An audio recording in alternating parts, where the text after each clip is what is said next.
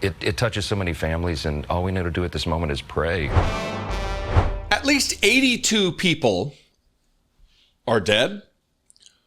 Dozens are missing as a result of the floods in Texas. 41 as of right now. So the death toll will invariably rise. Leadership is about accountability.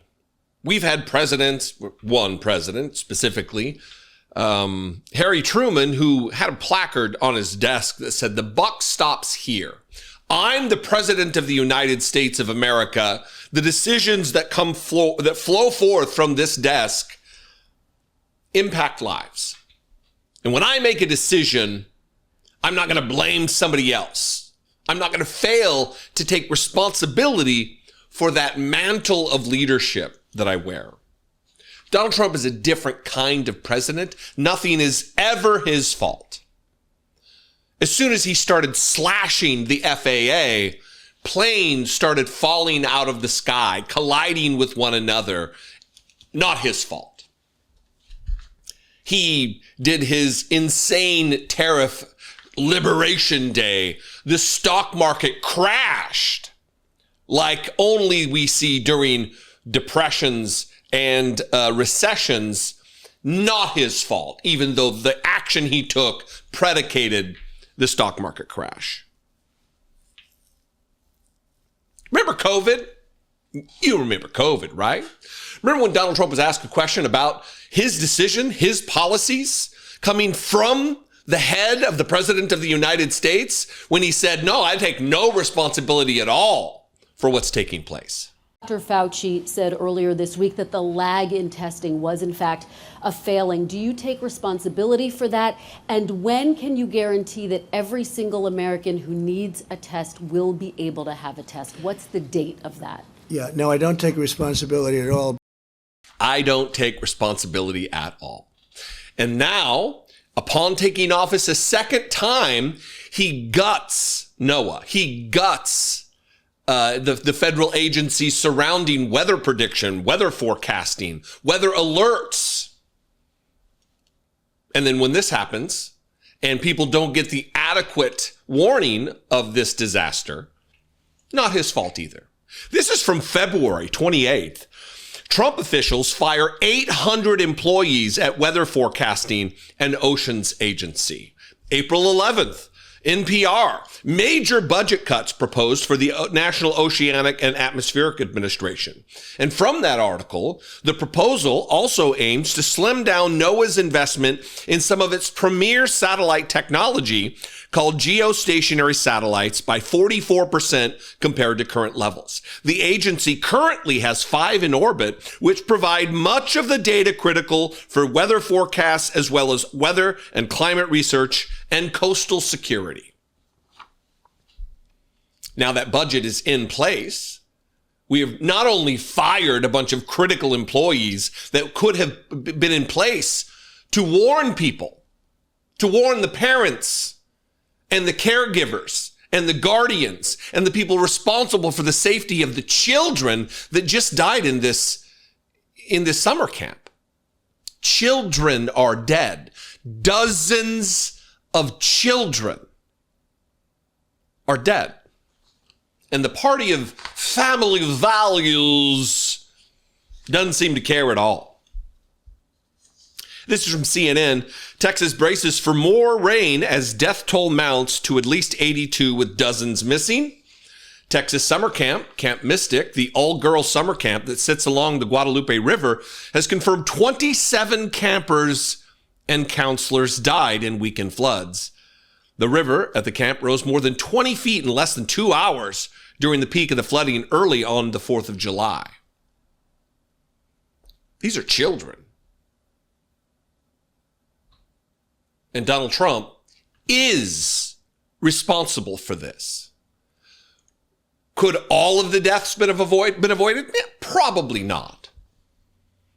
But even if we could have saved the life of one child, isn't it worth the 800 employees maintaining their jobs in order to play a critical role in life-saving during a disaster? At least 82 people have died and dozens are still missing after devastating floods hit central Texas. In Kirk County, the hardest hit area, at least 40 adults and 28 children have been killed, officials say. Rescuers are still searching for at least 41 missing people, according to state and local officials. And Republicans are scrambling to divert attention from anything other than the dear leader when this is his fault. John Cornyn, the senator from Texas, representing this constituency, he said the most callous and idiotic thing in response to pointing blame. Look, right now what they're doing is, well, now's not the time to point blame. Now's not the time to get answers about what we could do to prevent this. Yes, it is. Now is the time. Now, while people are thinking about it, now is the time to say, what could have we done differently? What mistakes were made? And I would contend it's not a mistake when you cut staff, when you gut the federal government that plays a critical role in something like this. Watch John Cornyn give the most ridiculous answer to a question in the wake of the loss of dozens and dozens and dozens of people in his state. This is so unfathomable. It's really hard to get your arms around this. You're a Texan. You live there. These are your constituents. What are you hearing, seeing, and feeling in Texas this morning? Well, it's a very sad time, but it's also a time when 850 plus campers were accounted for and recovered. I talked to a friend of mine who's a former colleague of yours in the House of Representatives who had two daughters there, and they had just gotten home late yesterday afternoon. And of course, they were traumatized by the whole event, but they were just beside themselves with joy that they had recovered their children. But tragically, as you point out, there are 27 campers, these young girls, still missing.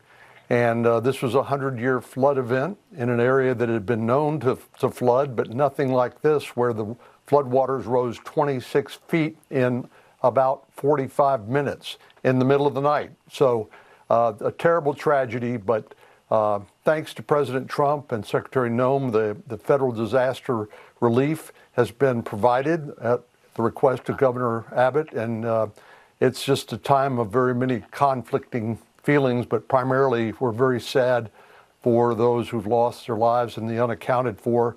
Governor Abbott has called today a day of prayer, and we are still saying our prayers here in Texas for those who've grieving and those who are still unaccounted for.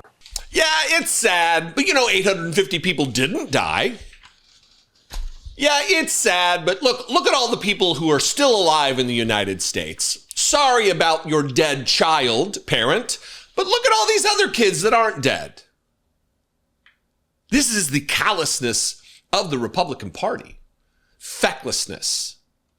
These are leaders. These are people entrusted to run our government and provide answers, to provide solutions, to provide funding to prevent this type of thing from happening. Not the disaster itself. Nobody's saying we could have prevented the flooding altogether, but certainly an emergency response. Certainly forecasting that could have saved lives. Mike Johnson, the Speaker of the House of Representatives, also a man of immense power. He says, look, there's nothing we can do. All we know to do is to pray. State and federal resources have just poured into that area. Is there anything more that can be done congressionally, legislatively to help these folks? In a moment like this, we feel just as helpless as everyone else does. I've talked to my colleagues there in Texas, Chip Roy and August Pfluger, whose families, that's Chip's district. August's daughters were at the camp. We also had Betty Carter of Georgia, had grandchildren there. It touches so many families, and all we know to do at this moment is pray. Every available resource has been deployed. The president, of course, is dialed in and watching this develop moment by moment as we are, and we'll handle supplemental funding requests as they come in, but right now they're still trying to do rescue and recovery, and our hearts go out to all of them. In a moment like this, we feel helpless like everyone else. What do you expect Congress, the House of Representatives of these United States of America, a body singularly imbued with power to appropriate money and solve problems, all we know how to do is pray, y'all. And how have your prayers helped, Mike Johnson? In any way, shape, or form, how have your prayers helped anything? School shootings, off the charts. We sit alone. We occupy space no other nation occupies.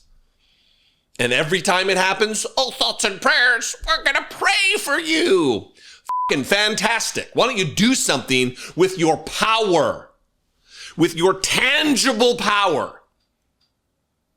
Pass a bill. Send it to the desk of the President of the United States. Appropriate some money. Solve some problems. Rather than just virtue signal that you love the Jesus, which does nothing for anyone.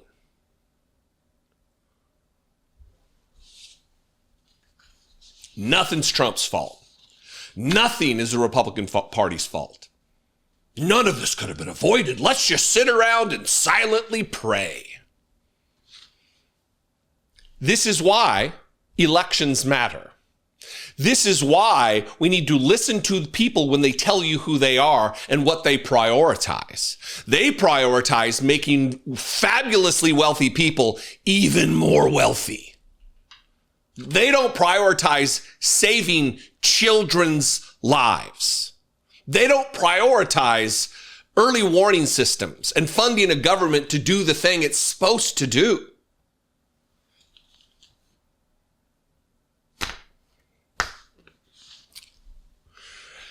Anyway, what do you think? I would appreciate your feedback here. You can leave a voicemail, 714-576-4054. You can email me, daily@dollemore.com. I'd love to hear from you. You can also just comment below. Make sure you're subscribed, that you like and you comment and you share this video with people who need the information. I would appreciate all that very much. Follow me on social media. If you're already there, I'm at Dollemore just about everywhere. And I will see you next time. Until then, be genuine. Take care of one another. There's been plenty of coverage about how Trump's big, beautiful bill would disembowel Medicaid. But did you catch the subtext? MAGA loyalists slid into it, providing a legal loophole that could effectively make Trump untouchable.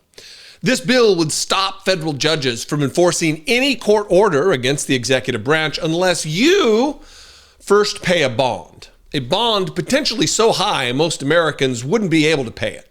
So if this bill passes and Trump then violates the law, repercussions would likely be muted at the very best. This is the GOP's playbook in action. Create chaos in the headlines for people to focus on, while actual authoritarian decisions are being ushered through under the radar. We need more visibility on items such as this, especially when there is so much day-to-day chaos in the news. That's why I use Ground News. It is a remarkably helpful tool at looking at topics from multiple angles and for exposing blind spots that might otherwise slip past your everyday news consumption. Ground News is the only app and site built to pull in news from across the globe and then break down the bias and credibility of each source. You can also use Ground News' browser extension when you're reading news elsewhere to flag the bias of a source and link to other credible reports to cross-reference the information. Ground News is simply a better way to stay informed. No algorithms, no echo chambers, no blind spots. Scan this QR code or head to ground.news/Dollemore now to score 40% off the same Vantage plan that I use, which gives you unlimited access for just $5 per month. You can also click the link in the description below to save. We have another 3.5 years of this insanity, and the right is counting on you to be distracted. See all the news with Ground News.